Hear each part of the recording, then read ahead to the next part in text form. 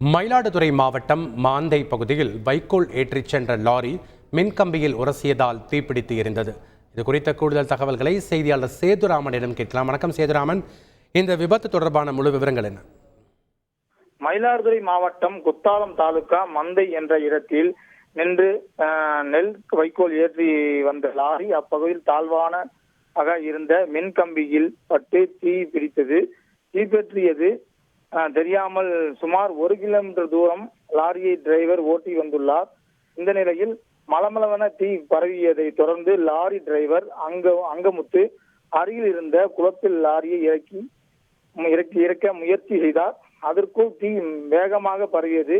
லாரியில் இருந்து டிரைவர் அங்கமுத்து தீக்காயங்களுடன் வெளியே குதித்து உயிர் தப்பினார். தொடர்ந்து தீயணைப்பு துறையினர் தீயை கட்டுக்குள் கொண்டு வந்தனர்.